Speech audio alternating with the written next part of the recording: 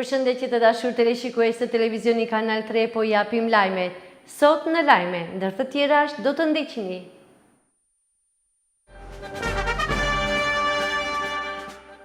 Shënohet jubileu i 45 vjetor i Breshjes.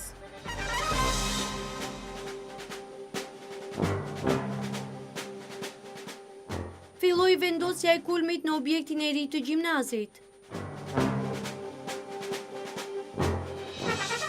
Trotuaret në rrugën e Liçenit rrisin frekuencën e qytetarëve.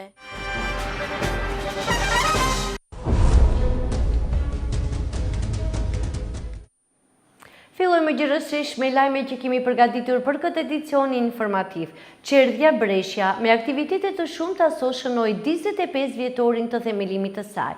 Me këtë rast, në sallën sportive të qytetit, për domethënien e jubileut foli drejtoresha Ajrie Daçi, pastaj këtë evenimente e përshëndetje dhe kryetari i Dibrës Rushdi Llata. Brenda 45 viteve të kaluara, ky institucion parashkollor pati një sukses të madh në edukimin dhe arsimimin e fëmijëve dibran.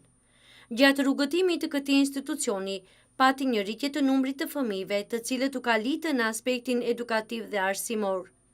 Drejtoresha Ajrie Daçi tha se qerdhja e Dibrës ka dhënë një kontribut shumë të madh në edukimin e gjeneratave të reja. Të nderuar mirësafir, unë vetëm dua t'ju përshëndes dhe t'ju falenderoj që keni ndarë kohë dhe keni ardhur që bashkë të festojmë 45 vjetorin e këtij kopshti. Sot, fëmijët e kopshtit Breshja do të paraqiten me darsmën dibrane, që don të thotë, në darsmën dibrane, edhe pse është darsmë shqiptare dibrane, në përbërje të fëmijëve kemi edhe fëmijë të nacionaliteteve tjera, që do me thënë Maqedon, Turq, Rom, sepse edhe ne jemi gjithçka për fëmijët. Uroj që të kemi edhe shumë për vjetore të tjera. Gjithashtu, përshëndesim edhe gjeneratën e parë që kemi këtu, të cilët kanë bërë edhe hapjen e këtij kopshti. Kryetari i Dibrës Rushdi Llata theksoi se Dibra mburret edhe me këtë institucion parashkollor. Sipas tij, qyteti mbetet vatër e arsimit shqiptar, ashtu siç ka qenë edhe më parë, është edhe sot. Fort të dashur fëmijë, voglushë, trashëgimtar të Dibrës së Madhe, që shpresa dhe ardhmëria ju takon ju, të nderuar edukatore, punonjës në qerdhe, të nderuar mysafir që sot merrni pjesë këtu, të nderuar prindër që keni vendosur fëmijët tuaj t'ia besoni këtij trupi edukativ të shkëlqyer, në krye me drejtoreshën e nderuar zonjën Ajrie Daçi, një shembulltir e edukimit, e arsimit, e koordinimit të punëve, e menaxhimit pedagogjik, edukativ, ekonomik e kështu me radhë. Dibra sot feston 45 vjetorin të themelimit të qerdhjes së fëmijëve Breshja. Dibra ka shumë përvjetore në historinë e vet, të luftës, të angazhimit, të rezultateve, të zullumit që është bërë Dibrës, por ky manifestim veçohet nga të tjerët, nga se ky manifestim përmbush bindjen, arsyen, nevojën, sigurinë se Dibra din t'ju përballoj dallgëve të historisë. Dibra din të bijetoj vetë. Para 45 vitesh dibranët kanë ditur të shkojnë në qerdhe të edukohen për kohën që vjen. Para 45 vitesh dibranët kanë ditur të edukojnë dhe të përgatisin fëmijët e tyre për kohrat të cilat na vinë me shumë preokupime, me shumë ngjarje të mëdha. Dibra është qytet i edukatës, i edukimit. Dibra mbetet bastion i arsimit, Dibra mbetet bastion i kulturës dhe civilizimit. me këta kuadro që punojnë në Brescia, Dibra dhe për shumë vite, do t'jetë bastioni i edukimit shqiptar, bastioni i civilizimit, bastion i ardhmërisë. Prandaj, edhe njëherë, në emër të pushtetit vendor, që është obligim të përkrah këtë institucion bazor të jetës në Dibër, ne do të mundohemi së më shumë dhe është nevoja që kjo qerdhe të rritet dhe të ketë suksese të mëtejshme. Ky institucion do të festojë dhe shumë përvjetore, por me shpresë se çdo përvjetor do të jetë më i suksesshëm se tjetri. Edhe njëherë, zonja drejtoresh, urime për punën e zellshme, trupit edukativ, urime për punën që bëjmë me këta foshnje, Dibrës ardhmëri të mbarë.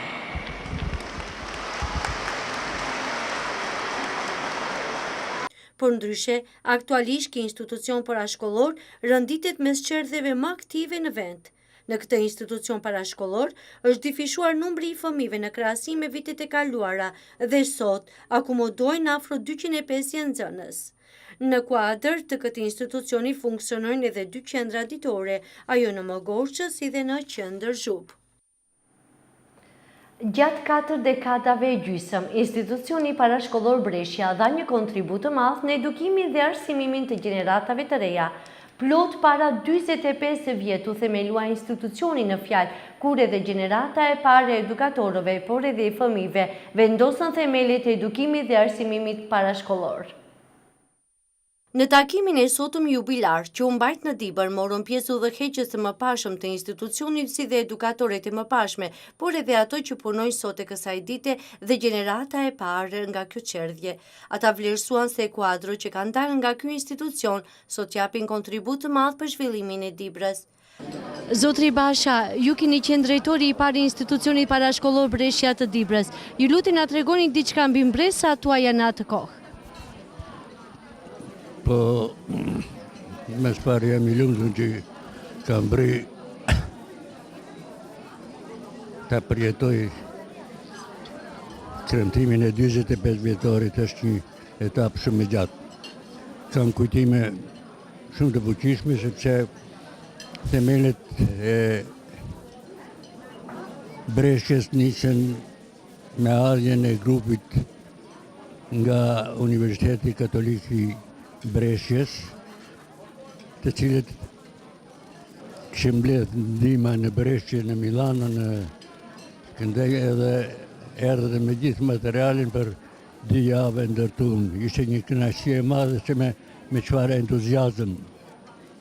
Sa fëmijë më saktë kishte në vitet të para të këtij institucioni? Kishte 2 paralele në gjuhën shqipe dhe një në maqedonisht, që ishin mësueset e para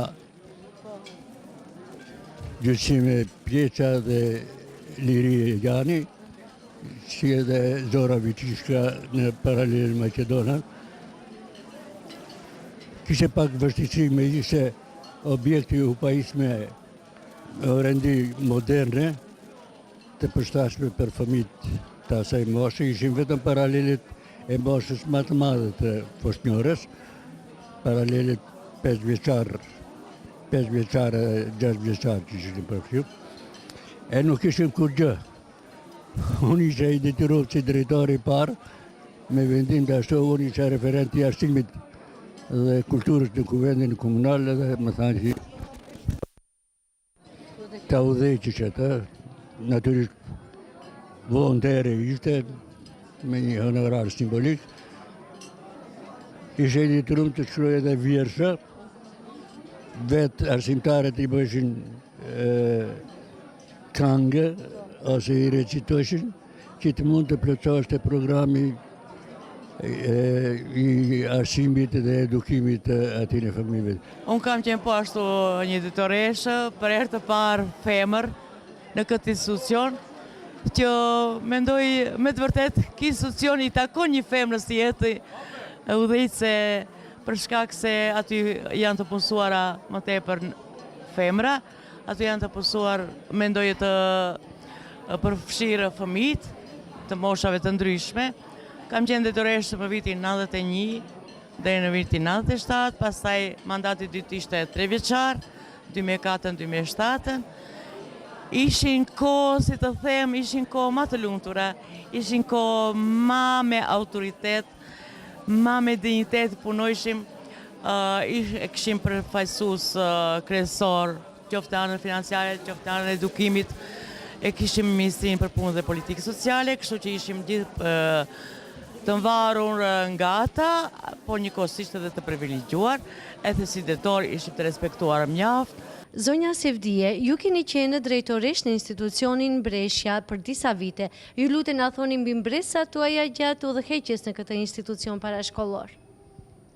Kanë kaluar vite të tëra, kam qenë me të vërtet drejtoresh, po si pikë e parë kam qenë edukatore, mësuese kam qenën, edhe ndihem shumë krenare për gjeneratat e mia që i kam kaluar. Si drejtoresh, kisha bashkëpunim të madh me kolektivin. Falemnderoj gjithë kolektivin që me të vërtet është shumë i mirë. Sa nxënës atëherë ka pas dhe ka filluar rritja numrit të fëmijëve në atë? Në atë kohë vetëm foshnjorja kishte 356 fëmijë, nëse mire mbajnë mend, kurse grupet parashkollore, mendoj këto të Qerdhes, ishin full. Plot e për plot ishin.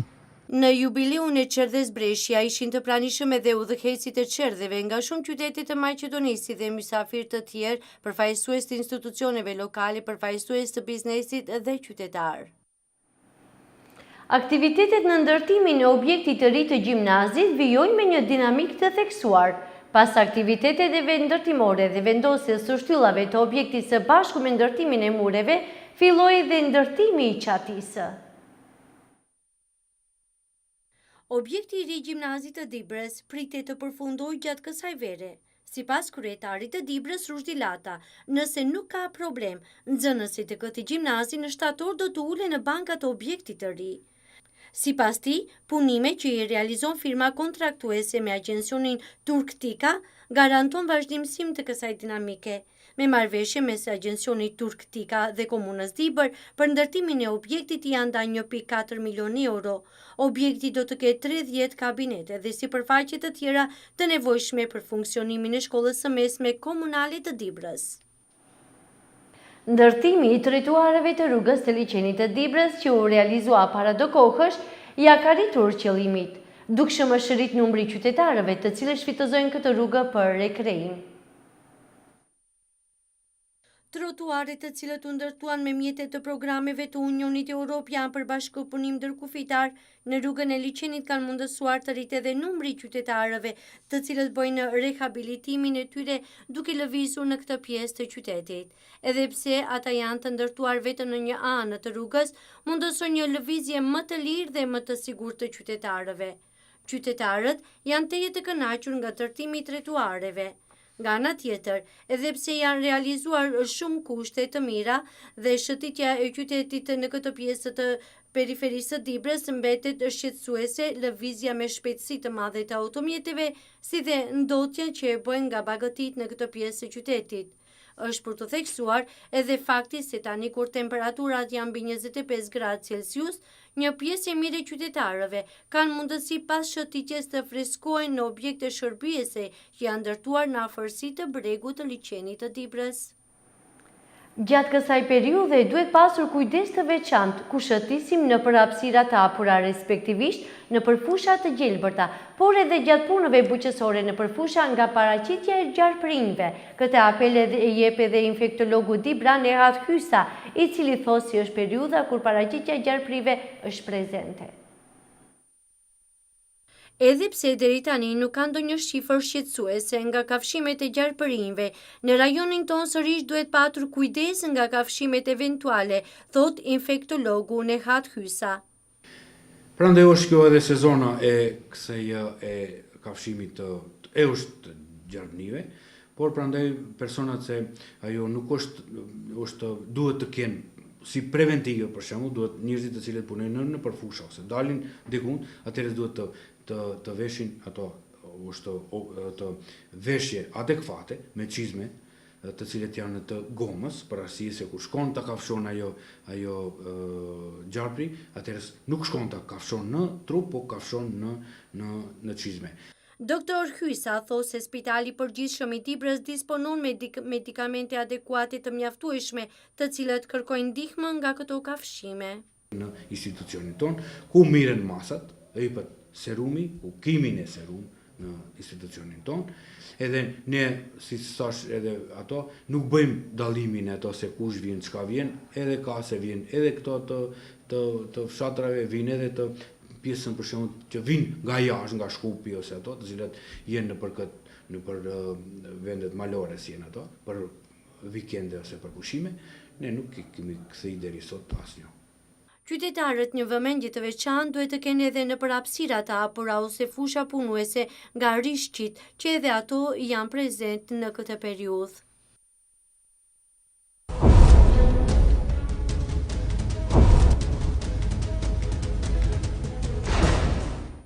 Vijojnë lajmin nga vendi.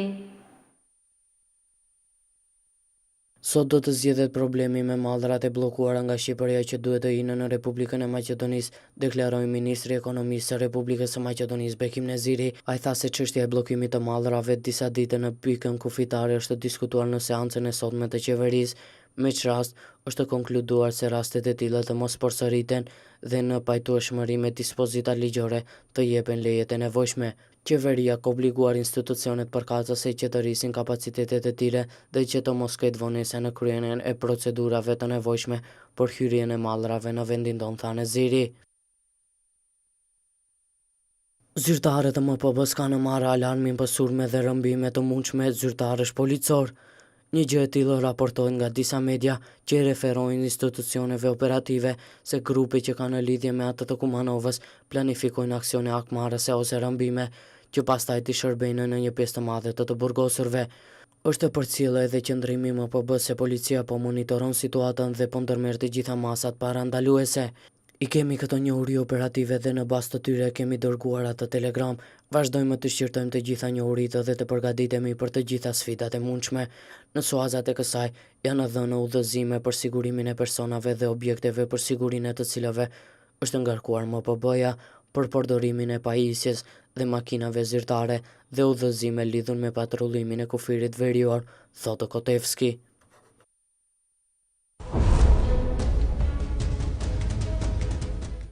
Vazhdojmë me lajmin nga skena botërore dhe rajonale. Kancelaria gjermane Angela Merkel po ushtron presion mbi Beogradin që të pranojë në një të ardhshme jo të largët pranimin e Kosovës në Organizatën e Kombeve të Bashkuara, shkruan sot gazeta serbe Blic. Gazeta shton se për Berlinë një gjë e tillë nuk nënkupton njohjen automatike nga ana e Serbisë të pavarësisë së Kosovës. Për marrëdhënie Serbi-Kosovë, Merkel propozon një model të ngjashëm me atë të dy Gjermanive nga periudha e luftës së ftohtë deri në ribashkimin në vitin 1990, kur Republika Federale Gjermane dhe Republika Demokratike Gjermane bënin pjesë të dyja në OKB, dhe pse nuk njihnin zyrtarisht njëra tjetrën, shkruan gazeta serbe Blic. Ministri grek i mbrojtjes Panos Kamenos ka deklaruar gjatë një vizite të tij në disa prej pikave kufitare të Greqisë me Shqipërinë se do të rihap të gjitha postat ushtarake dhe do të riforcojë ushtrinë përgjatë kufirit shqiptaro-grek. Në verë, në kuadrin e këtij planifikimi që po bëhet dhe në bazë të urdhërave që janë dhënë nga unë dhe nga kreu përgjithshëm i ushtrisë, do të rriten më tepër numri i rekrutëve në rajon. Do të ketë posta të reja, njësi komandë që do të bojnë lojra ushtarake në zonë dhe helikopterë që duke vepruar mbi këtë rajon të vendit do t'u japin banorëve ndjenjën e sigurisë, ka deklaruar Kamenos. I pyetur nga pretendimet e ngritura nga Tirana zyrtare për kufit të detar, kryetari grekëve të pavarur ka deklaruar se sovraniteti i vendit nuk negociohet dhe askush nuk mund ta negociojë. Greqia as nuk frikësohet dhe as nuk ka për t'i dhënë 1 milimetër të tokës, ajrit dhe detit të saj, u shpreh Kamenos. Gjykata Supreme SBA-ve dje gjykoi se presidenti amerikan, ndërsa jo Kongresi, është e autorizuar të vendosë për politikën për çështjet e sovranitetit, si për shembull, është qëndrimi i SBA-ve për statusin e qytetit Jeruzalem. Gjykata është thirrur të gjykojë për këtë çështje pasi që kongresmenët e miratuan ligjin sipas të cilit qytetarëve amerikanë të lindur në Jeruzalem të lejoj që në pasaporta si vend të lindjes të shënojë Jeruzalem, Izrael. Izraeli ndaj Jeruzalemit ka kontroll të rëndësishëm nga fitoria në luftën 6 ditëshe në vitin 1967 dhe konsiderojnë si qytet të tij të pandarë dhe historik, përderisa palestinezët konsiderojnë se pjesa më e madhe e qytetit është okupuar nga Izraeli. Washingtoni dhe Bashkësia Ndërkombëtare më e gjerë nuk e pranojnë Jeruzalemin për kryeqytet të Izraelit dhe statusi përfundimtar i këtij qyteti është një nga çështjet më të ndjeshme në procesin paqësor të lindjes së afërt. Në vendimin e dieshëm, Gjykata Supreme e përkrahut të drejtën e Shtëpisë së Bardhë të injoroi përpjekjet e Kongresit për këtë çështje, duke cituar se asnjëri vend deri më tani nuk ka sovranitet mbi Jeruzalemin. Vendimin e përkrahën 6 nga gjithsej 9 të Gjykatës së Gjykatës Supreme, duke i përfshirë edhe 3 gjykatës hebraik. Në fund të ditarit ju njoftojmë temperaturat për sot dhe për ditët në vijim.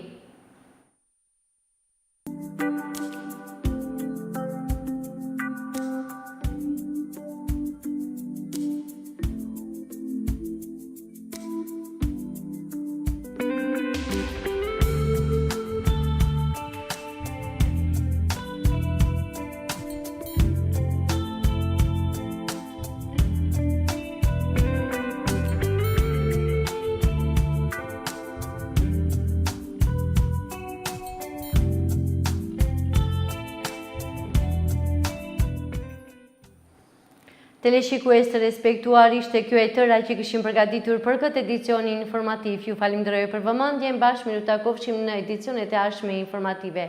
Shiqim të këndshëm me programet tona televizive.